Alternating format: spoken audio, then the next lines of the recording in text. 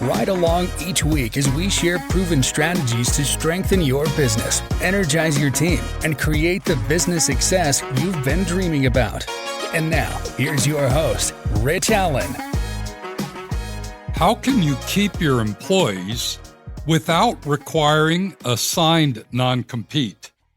Welcome to the Ultimate Business Tune-Up Podcast, where our one and only goal is to help you tune up your business so you can have the long-lasting success and fulfillment that comes from owning a solid, profitable, and sustainable business.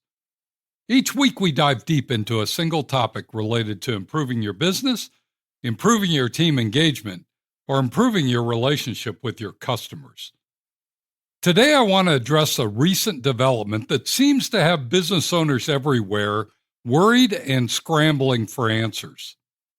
You've probably heard the reports that the Federal Trade Commission, better known as the FTC, has issued a ruling that's intended to promote competition by banning all non-compete clauses issued by companies to their employees.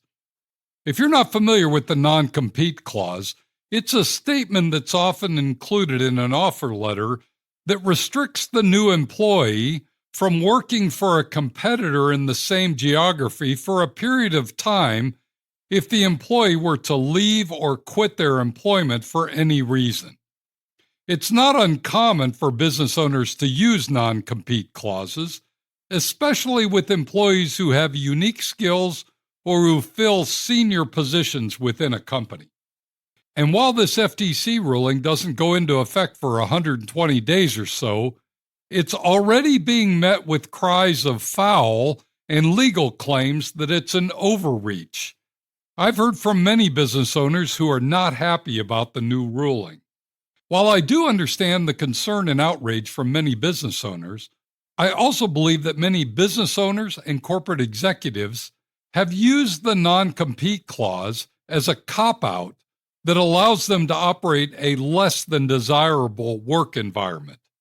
In the end, I'm not sure if the new ruling will stand, but rather than just complain and get frustrated about it, I'm going to recommend that every business owner use this warning shot as a reason to double down on creating a work environment that supports and builds a radically engaged team.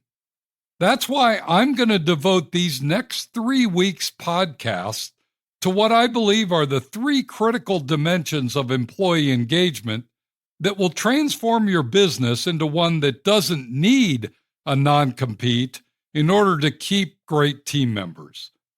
Before I dive in, though, let me give you a little backstory. Several years ago, I had a client who was doing very well. His business was strong and growing. He had built a strong business with solid processes and very satisfied customers.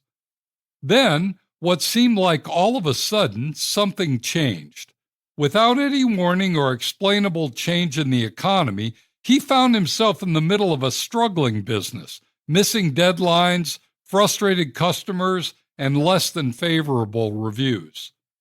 We went on a seek and find mission, trying to identify what had changed that caused the business to become less efficient and no fun to be a part of. I interviewed each of his 14 employees to get their perspective on the situation. As I listened to and captured their feedback, I felt compelled to expand my research to several of my other clients' employees as well. The results were very eye-opening. Essentially, I came to realize that there were 3 distinct perspectives that each employee considers in order to make the decision whether or not to fully dedicate themselves to the business that they're working for.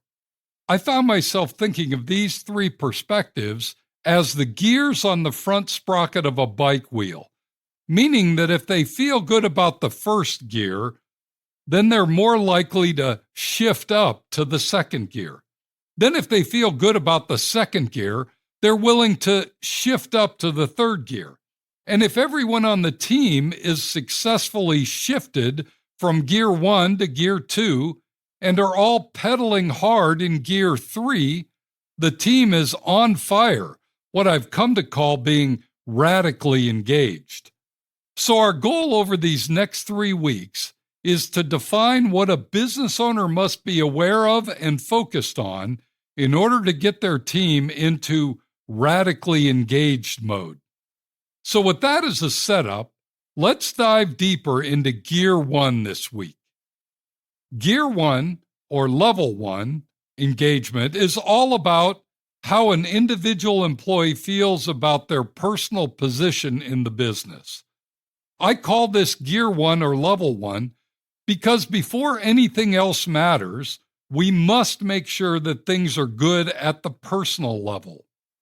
Through my research, I identified 12 specific statements that I believe every team member is thinking about, considering, and assessing about the company they work for. These 12 statements are the ones they're going to rate in their head, if not verbally, to determine whether their current employer is the right fit for them as a person. So let's cover each of these 12 statements today and talk briefly about why they're so important to employee satisfaction and engagement. As I walk through these 12 statements, think about how well you and your company are doing in these areas and make note of those where you could use some improvement or help. Statement number 1 is, I was successful competing in a thorough, detailed hiring process to join this team. I've found that employees who had to compete and win their position with a company are far more invested and committed to the success of the business. Statement number 2 is, I completed a comprehensive onboarding and orientation program after being hired. I found that employees who were taken through a thorough onboarding process felt far better about their decision to join the team. Having an onboarding program makes new employees feel more valued. Statement number 3 is, I feel the work I do is meaningful and fits my skills and knowledge. This may seem like a no-brainer, but I was surprised at how many employees expressed their disappointment when they were placed into a job that seemed to lack purpose or didn't fully utilize their skill sets. They want to do something that matters and be challenged. Don't undermine them by being too soft.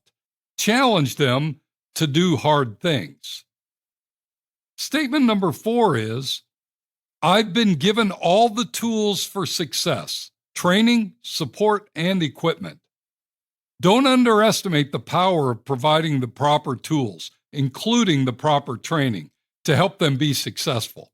Surprisingly, many companies come across as cheap immediately after hiring someone. Don't be afraid to spend some time and money to get your new hires up to speed quickly.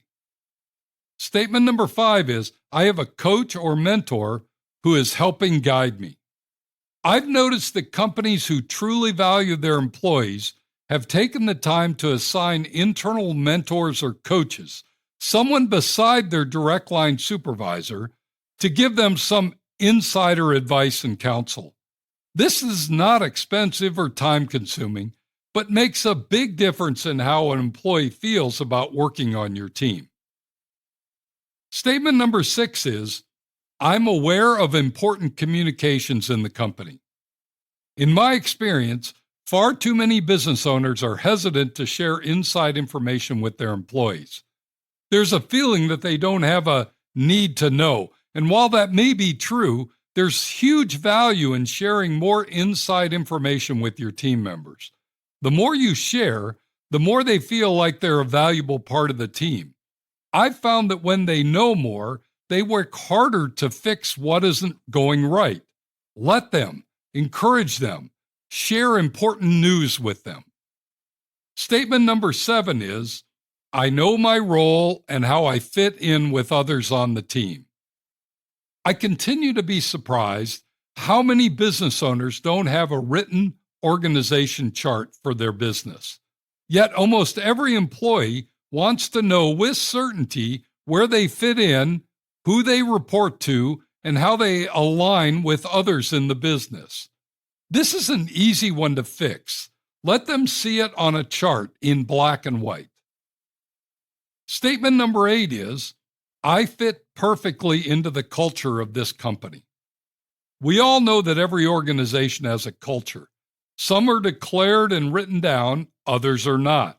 But be certain that each and every employee is assessing your culture to determine if it fits them perfectly. If it doesn't, they'll never give you their best efforts. So make this clear up front and only hire those who fit like a glove.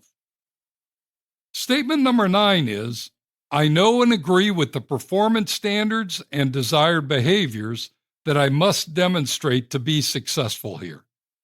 What makes this one a challenge is that most business owners haven't ever defined or declared their performance standards or their desired behaviors, so their employees are left to guess or wonder. But let me be clear, they all want to know with certainty because they want to be successful. Let's help them on this one.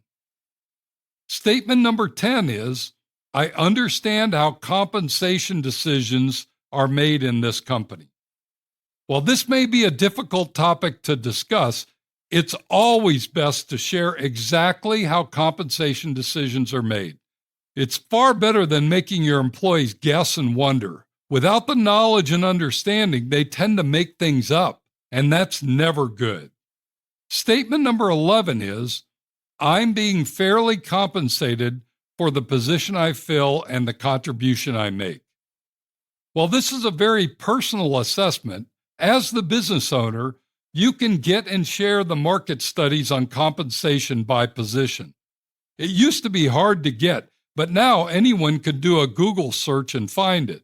So as a business owner, you must be aware and make sure you're paying your folks a fair market rate of pay. And lastly, statement number 12 is, I participate in incentive and rewards programs that are aligned with the overall success of the business. Everyone, down to the frontline workers, want to be a part of an incentive or bonus plan. This is no longer for senior leaders and executives only. As a business owner, it's easier than ever to design and implement an incentive or rewards program into your business. And if done right, you'll get your employees acting like owners before you know it.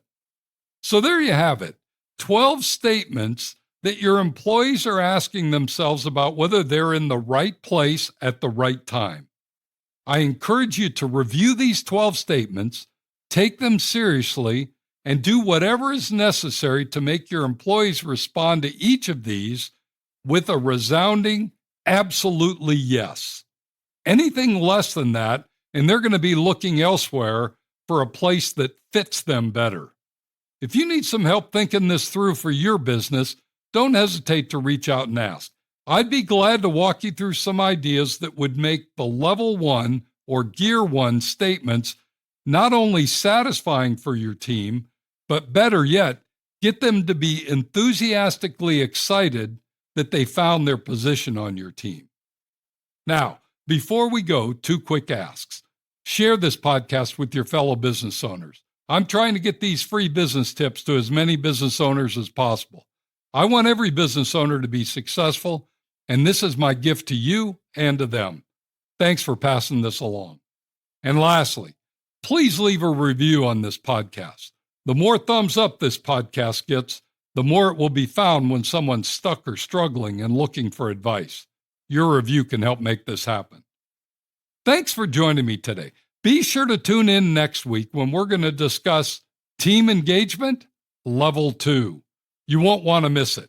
Meanwhile, if you have a question, suggestion, or would simply like to connect, shoot me an email at rich@tourtoprofit.com. Now go make it a great week, and whatever you do, ride hard. Thank you for listening to the Ultimate Business Tune-Up. Make sure you subscribe so you don't miss any future episodes. In the meantime, find more resources at tourtoprofit.com and connect with Rich by sending a message to rich@tourtoprofit.com. Until next time, ride hard.